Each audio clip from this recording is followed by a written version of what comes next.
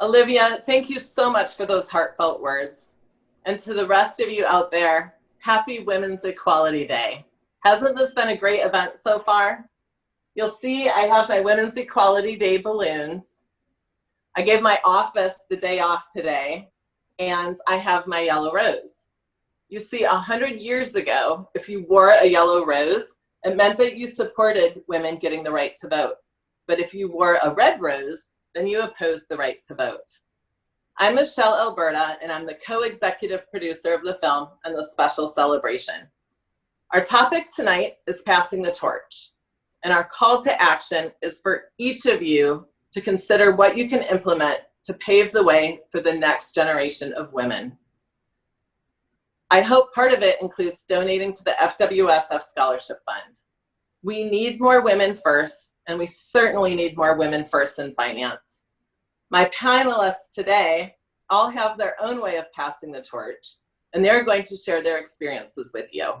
But first, let me introduce them to you. Corinne Nevinny has achieved many firsts. She is the co-founder and general partner of Avestria Ventures, which is the first women's venture capital fund that invests in early stage women's health and female-led life sciences ventures. She was the first woman on 4 of the 6 public company boards that she joined. That's pretty incredible. And she was the first female CFO to raise $100 million in a biotech IPO. And the list goes on. Her company is also a suffrage sponsor of this event. Thank you and welcome, Corinne. Thank you, Michelle. Next is Leah Edwards, and she currently serves as treasurer of the League of Women Voters of the United States. She previously served as the president of the League of Women Voters of San Francisco. Leah believes that citizens' participation in government is critical to the success of our nation, and she is excited to continue furthering the League's mission in creating a more perfect democracy. Professionally, Leah works in the investment management industry and is a CFA charter holder. Welcome, Leah. Thank you so much for having me here today. So good to have you. And last but not least is Alyse Nelson. And she is president and CEO of Vital Voices Global Partnership. A co-founder of Vital Voices, she has worked for the organization for more than 22 years. And under her leadership, it has expanded to reach over 16,000 women leaders across 81 countries. And that is just incredible. Alyse is author of the best-selling book, Vital Voices, The Power of Women Leading Change Around the World. Fortune magazine named Alyse one of the 55 most influential women on Twitter. And I actually looked at that list today, and it's a pretty incredible group of women. So congratulations for that. And she was also featured as one of Newsweek's 150 women shaking the world. So you can see here, we have an incredible panel, and welcome to all of you tonight. This is such a special evening that we can celebrate together. Thank you. Great to be here. And because this event is about celebrating the 100-year anniversary of the 19th Amendment, it just seems appropriate that Leah would begin. And Leah, could you share with us the history of the League of Women Voters and why you chose to be involved so deeply as your way of passing the torch? Yes, absolutely. So I just wanted to share a tiny bit of background about the League of Women Voters, and then we'll dive into its history and my involvement in the organization.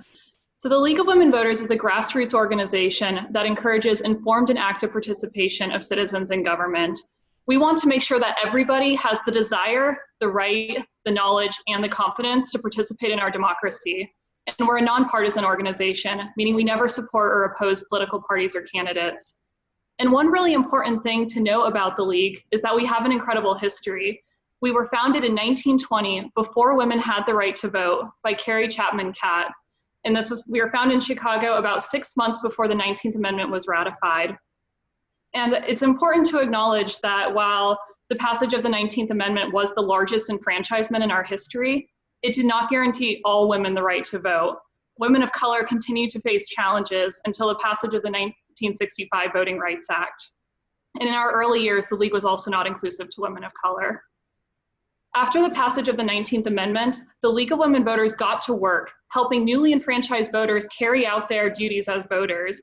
And for the past 100 years, we've had a leading role in providing educational resources to voters, in influencing public policy, and ensuring that all voters are able to participate in our democracy. And I think I think the League's work is as important today as it ever has been. We continue to provide educational resources to voters to make sure that they have what they need to cast their ballot on election day. We continue to be really actively involved in public policy, and we are making sure that everyone is able to participate in our democratic process. Unfortunately, issues like voter suppression and gerrymandering continue to create challenges in our democratic system. And we are hard at work ensuring that people are able to access the polls on election day, that we have a fair and transparent redistricting system. We're working to reform money in politics, and we continue to work to fight voter suppression. And especially with this upcoming election and with COVID-19 and the pandemic, voters continue to face unprecedented challenges as there's been this big shift to vote by mail and away from in-person voting. And so this is creating additional complexities for voters, and the League is busy taking action across the country to ensure that there is safe in-person voting options and vote by mail options. And I am really excited by the work that the League is doing today and for the work that it's done over the past 100 years to push our country forward. And I believe that a really important way to pass the torch is to be involved in your community and to work to improve society for future generations. And by being involved in the League, I'm trying to help ensure that voters today and in the future have access to a healthy democracy. And as a young woman, we're going to talk more about how people can actually get involved in that. One of the things I was interested in is I noticed that the Equal Rights Amendment actually started with the League of Women Voters.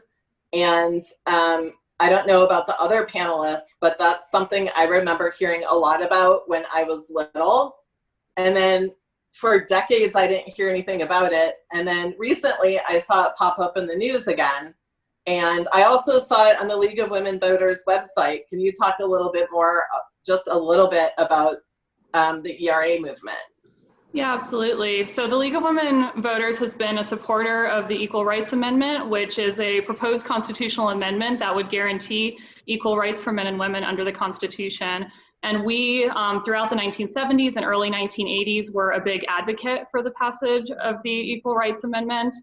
Our campaign ended in the early 1980s because the deadline to pass the Equal Rights Amendment had ended, but leagues across the country continue to work on this important amendment. And just earlier this year, Virginia became the 38th state to ratify the Equal Rights Amendment.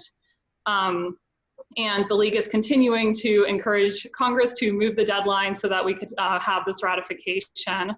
And that's actually one thing I really enjoyed about being involved at the League is you get to meet these women who have had an incredible role in shaping our history. And I've actually met women who have been working on the Equal Rights Amendment since the 1970s with its initial introduction. So if they don't extend the deadline, then we start all over again? I'm actually not sure about the about what would happen. I would know that to extend the deadline, that we'd have to extend the deadline for it to be ratified. Yeah, and it's so interesting because the people who opposed it decades ago, you listen to the reasons why they opposed it, and they're not really that important to women anymore, I wouldn't think. So we'll see what happens there. Yeah. But thank you, Leah, and we'll talk a little bit more about the information for voters at the end of our discussion today.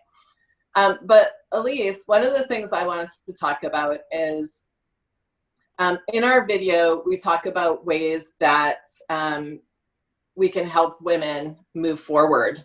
And I find that Vital Voices actually checks a lot of the boxes in some of the ways that we mentioned in our video. You support women candidates, you invest in women-led companies, you give women visibility, and mentoring is a really big part of your program. So could you just tell us a little bit about Vital Voices? And I'd also like to hear a little bit more about your leadership model. Sure. Thanks again for having me. Thrilled to join Leah and Corinne and of course you, Michelle. Vital Voices was founded actually on the heels of the UN Fourth World Conference on Women in Beijing, China, which actually this year we're celebrating the 25-year anniversary of, in addition to, of course, the centennial of women's suffrage. And I think what's really exciting is that when we started, we had very little research, very little data that showed that investing in women, particularly women leaders, was a smart investment. But now today we've got research, we have data, and so that makes our job a lot easier. It's also a reason why we've been able to grow to serve actually now 18,000 women across 182 countries globally. And what we do is we really search the world for women who have a daring vision for change. She could be working to end child marriage in a rural village in Africa. She could be in a bustling city, running for mayor of her community. She could be a businesswoman who is also a biologist and coming up with ways to utilize her business to stem climate change around the world.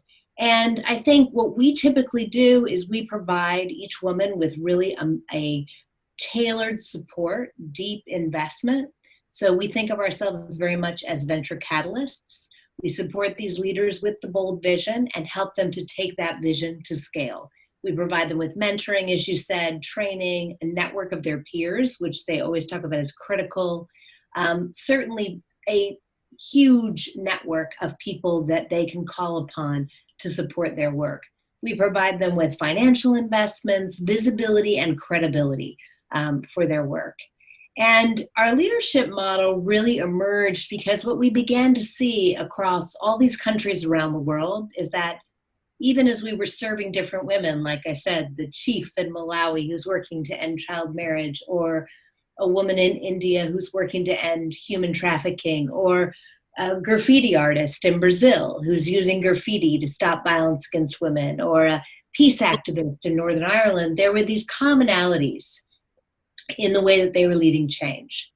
And as we began to pull those out, we identified that there were these 5 practices that all of them were employing.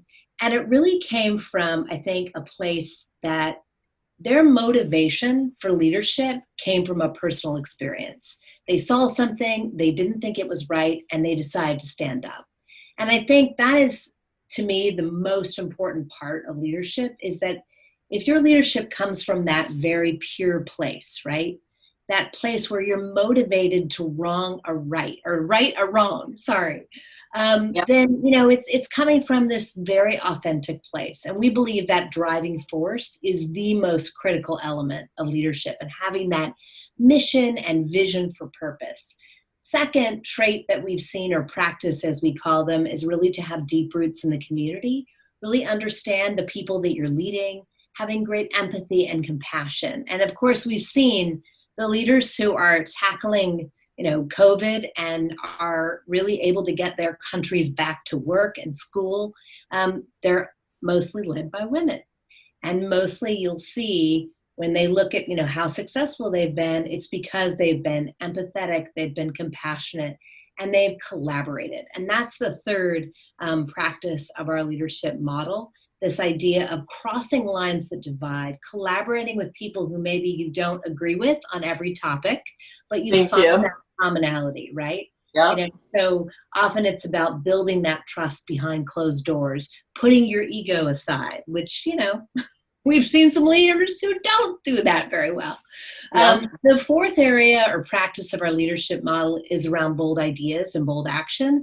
I think a lot of times women think, well, I have this idea for making change in my community, but it's never been done before. So maybe it's not going to work. Maybe it's not right. Well, actually, maybe it's the very answer.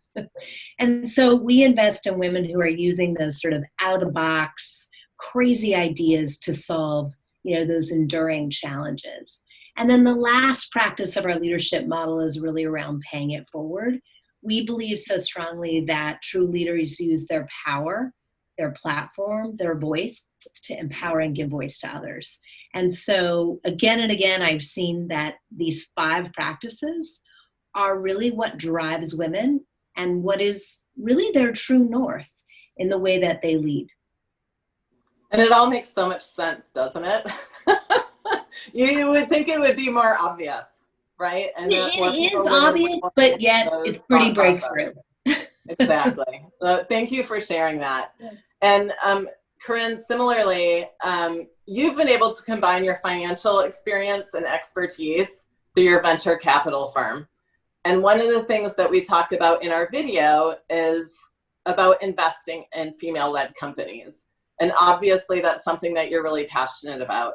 So first of all, a lot of people don't understand what venture capital is. So could you explain that? And then could you explain a little bit more about, you know, what you're doing in your own personal business?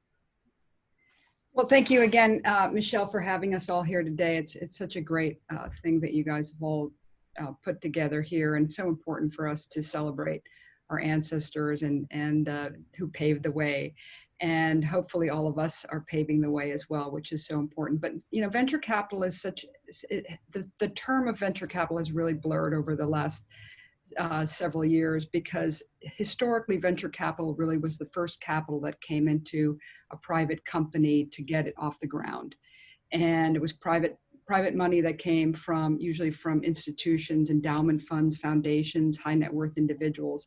And now the venture world has broadened to include angel investors, seed capital, very early stage money that doesn't necessarily have the institutional backing behind it and can still be considered venture capital because it's the very first money that comes into a private company. Okay. And so why did you specifically decide to invest in women-led companies and women's health companies? So again, great question. When I first decided to become a venture capitalist, that was a decade ago, and I joined a couple business school classmates, and we said, you know, we want to be venture capitalists, but where do we start? We don't have a track record. How are we going to do this? So we decided to use our own money, and we decided to invest entirely in women-owned companies. And we learned a lot along the way. And one of the most important facts that we learned very early on was that hardly any venture money was going to women-owned businesses.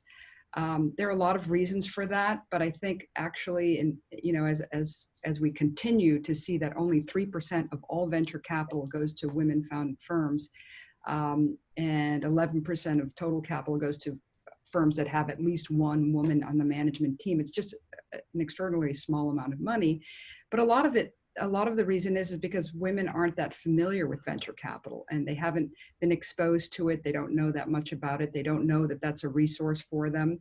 And while 40% of all private companies in this country are owned and run by women, women don't really know the first thing about venture capital. So we went out very boldly at the beginning and just decided we were going to try to empower women, enable them to realize their dreams by investing in them. And it's just been an extraordinary journey. It also must be kind of an unfair competitive advantage because you have access to like so many probably great companies that nobody else is going after, right? So you have the pick of the litter. Absolutely. So a year ago, we decided to narrow our focus. So when we first started our focus, we called it Life Q, anything that improves the quality of life. So clean, green, health, fitness, and education. And we realized that was actually way too broad. So we decided we had an extraordinary success in one of our women's health companies. And so we decided to focus our attention into women's health. And that has just, opened a whole new window and white space for us. And within the year of us starting this firm, we've looked at over 260 companies, either focused on women's health or life sciences companies run by women. And we've only been able to invest in 8. Yeah. So because I also imagine that there's not a lot of focus of, if most of the money is with the men, that they're not probably looking at women's health companies because they probably don't really understand it as much, right? Right. it's definitely out of their comfort zone. Yeah. At least. And actually the money that we've raised so far, about 80% of it has come from women investors. Interesting. Okay. And I know we're going to talk about that a little bit later, so we'll talk about that. But thank you so much for your input on that. Yeah. That's very interesting. And, you know, most of tonight, we actually have focused on women, but men obviously play a role. We needed men to vote for us to have the right to vote. And 100 years ago, men worried that women would change things that they didn't want to see changed, and that we would vote for prohibition. And liquor companies even went so far as to give men free alcohol on voting days so that they would vote against suffrage for women.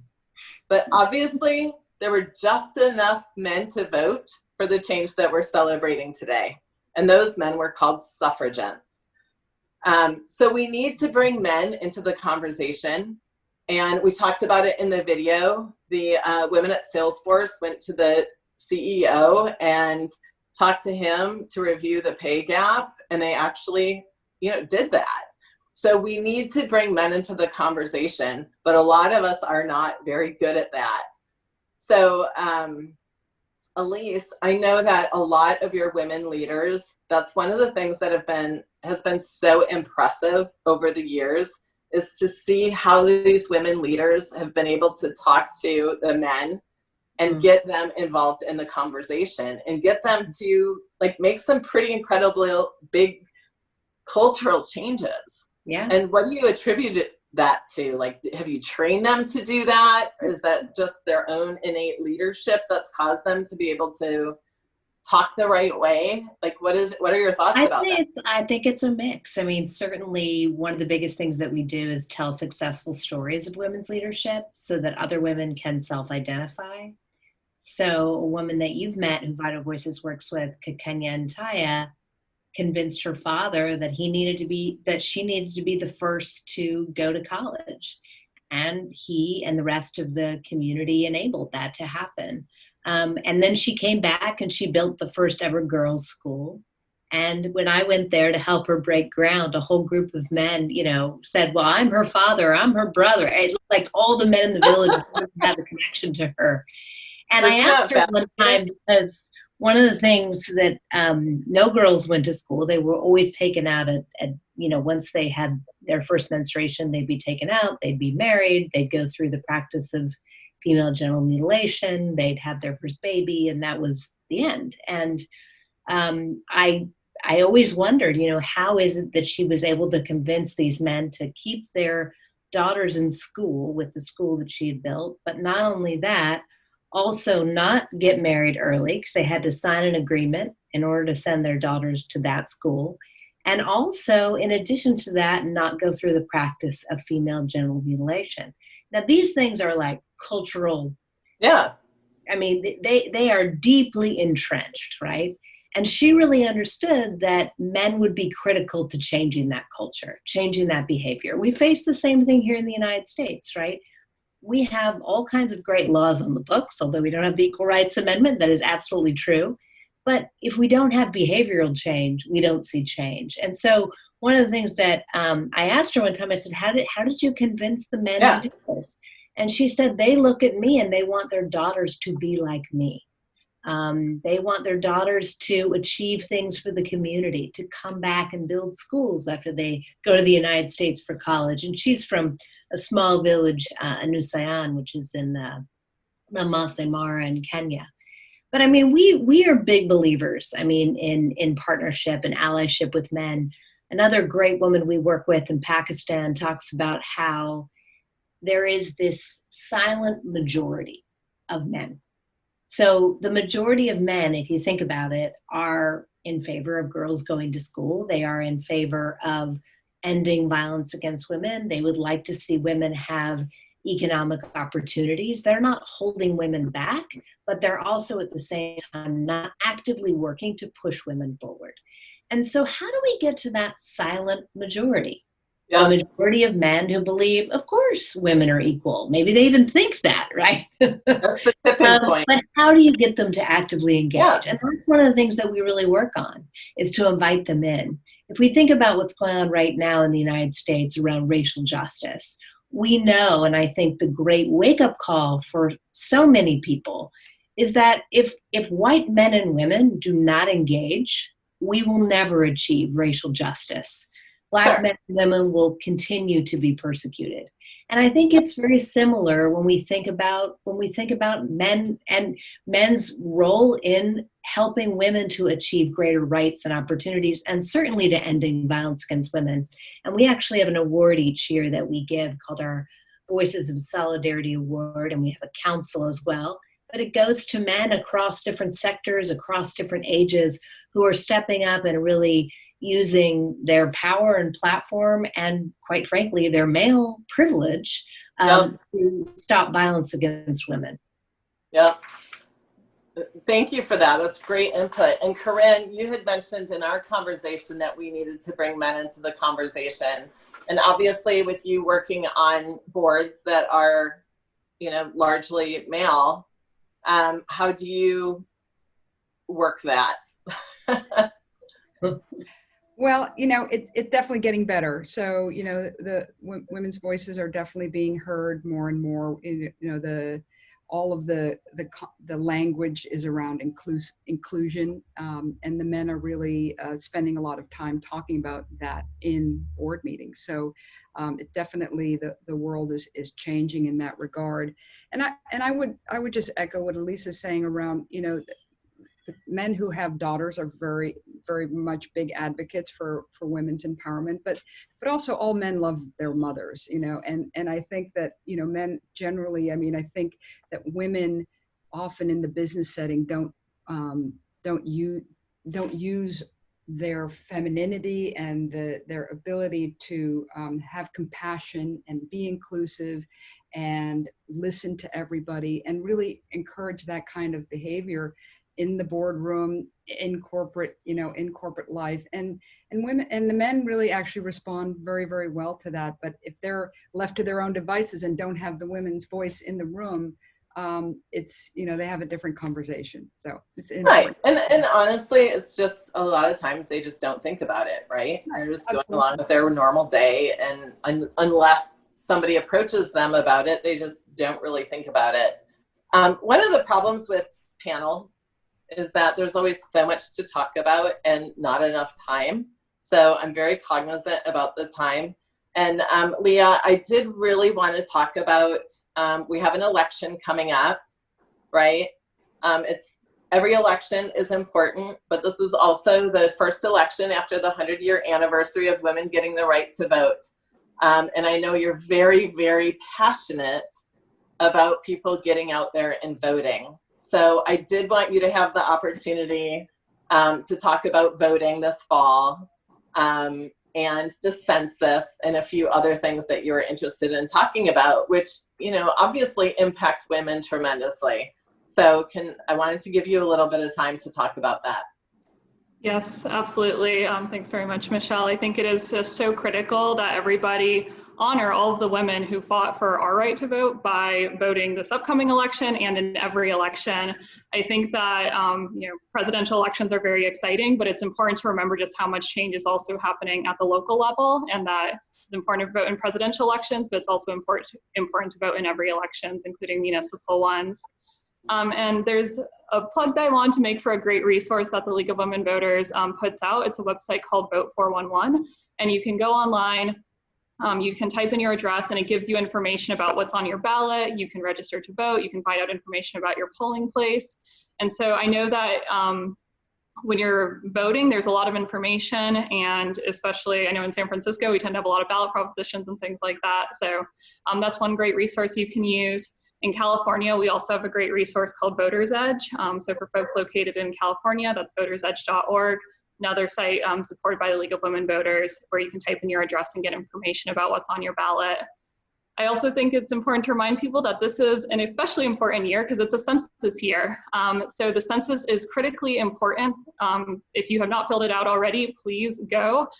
You can fill it out online. It takes under 10 minutes. It's super easy. And the census is what directs how billions of dollars in federal funding are allocated to our communities. And so it does make a difference. It's not just, counting for the sake of counting. It has a really big impact on our community. And so that's another really great way to participate in our democracy this election. And it's a great way to just voice, right? You want to be represented. You want to be heard. You want your community to get your allotment of money, right?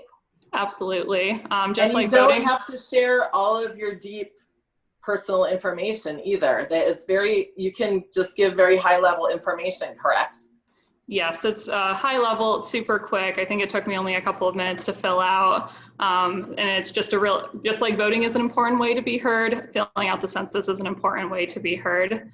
And I think it's just, it says 2020 is a really important year. It's an important year for women. It's an important year for this election. It's an important year for the census. Thank you. I wanted to make sure I gave you your platform to get that out there because it is so important.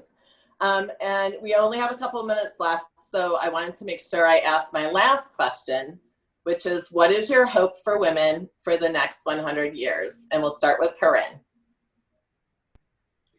Well, I think one of the reasons that I'm so excited about what you're doing is the idea of financial equality.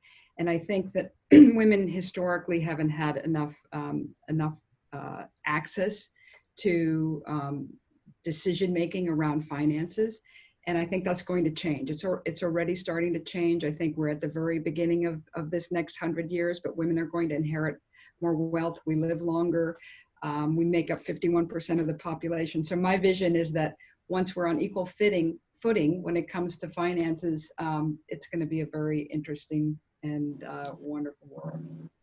100% agree. Thank you. And Alyse, how about you? Yeah, well, unfortunately, the World Economic Forum has told us that it's going to take like 99 years before women get to equality. I'm not going to believe that. I know, and 257 years to get to economic equality. I'm here to say absolutely not. I do not accept that. I mean, our world can't accept that. Our daughters can't accept that. Our sons can't accept that. And so I think my wish would be that the world wakes up to the fact that women lead differently. I didn't say better, I said different. But that difference is precisely what the world needs to solve some of the greatest challenges, from environmental issues to racial injustice to violence. So I am right there. I've already committed, a good portion of my life, and will continue to commit many more years to come to ensure that it doesn't take the next 100 years to get to equality, that we fast track that and get there much quicker. And will you share something special with us today, or do you? Absolutely. Okay. So we not yet announced, but Vital Voices just acquired a historic building on 16th Street in Washington, D.C., just a few blocks up from the White House. It is on one side of the street. On the other end, you've got Black Lives Matter Plaza. And I think we are basically going to be building the first ever global headquarters for women's leadership. Imagine an embassy for women in the nation's capital, a place where women will gather when it's safe to gather, to collaborate and to come together to solve the world's greatest challenges. And we have a little plug, we have another book coming out, and the artwork's actually going to be featured on the outside of the building in the year or so before we open up in 2021. So I think this panel is going to have to go to the grand opening of the building. Absolutely. Because we need to be there, right? I'd love that. But congratulations. That's one of the greatest things that's happened in 2020. And thank you for your great support, by the way. Of course. And Leah, what is your hope for the next 100 years for women? I am hoping that women reach equal representation, not just only in our country, but in governments globally. Hopefully it doesn't take 100 years. As Lisa said, we can't wait that long, so hopefully it happens a lot faster. But I had, a couple of years ago, I had the pleasure of being a delegate at the UN Commission on the Status of Women on behalf of the League of Women Voters. And unfortunately, I can't remember who said it, but one of the speakers, one of the ambassadors there said that equal representation for women should be a birthright in our government. We are half the population, we have a representative government in many parts of the world, and as part of our birth rate, we should be half of the representatives. And so that's something that stuck with me, and I hope that we achieve that in my lifetime. I think we'll do that. Okay. Well, I'm so sorry to say that our time is up, and I'm grateful that all of you were here to join us today for this very special celebration. And let's keep going until it's raining glass. And now, a final word from the mayor of Oakland, California.